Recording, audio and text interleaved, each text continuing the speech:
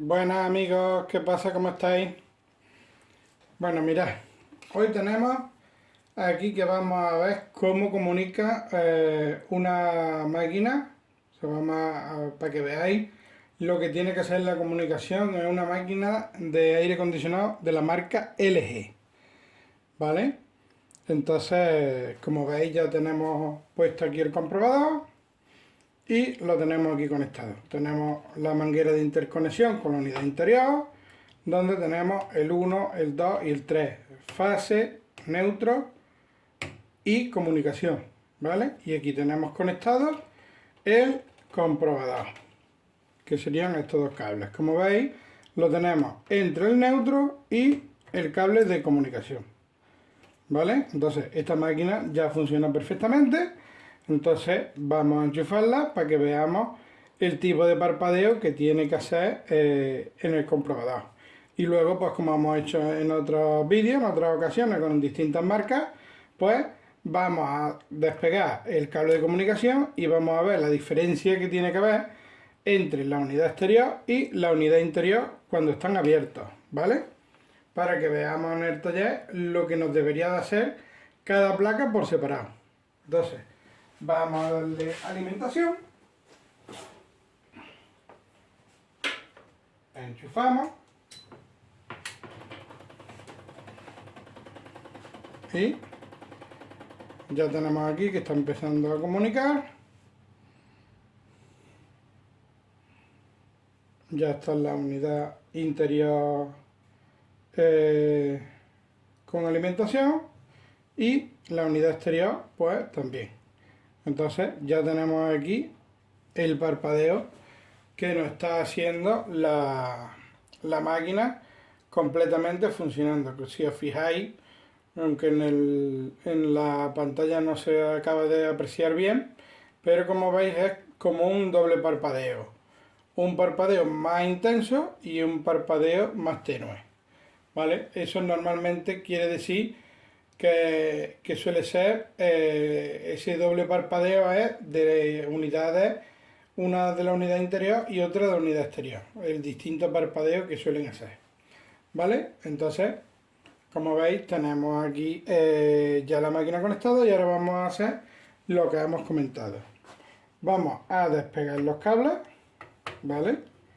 Para que veamos qué es lo que hace cada una de las unidades por separado.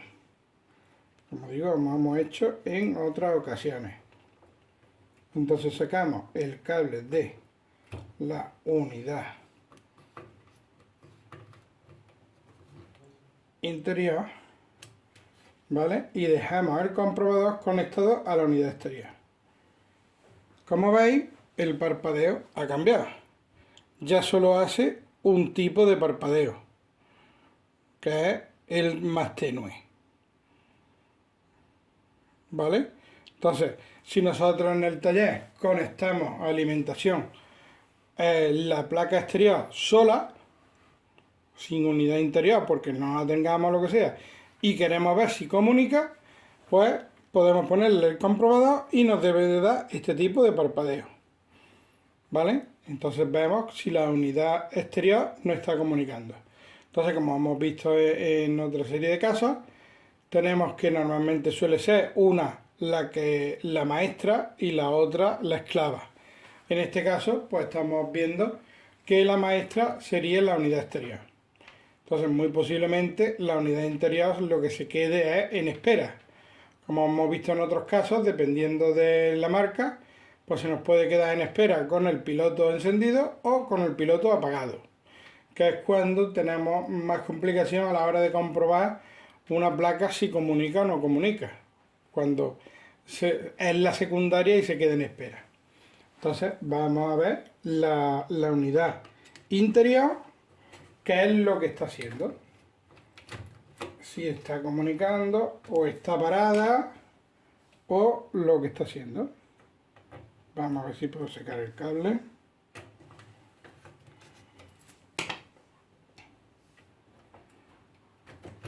Vale, veis que se ha apagado.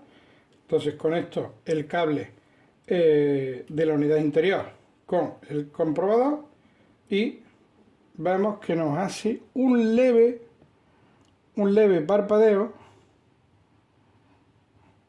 pero muy leve, que posiblemente nos pase igual que nos pasaba con la Fujitsu, que una vez que ya ha sincronizado, pues aunque le desconectemos el cable de comunicación, sigue comunicando aunque sea leve.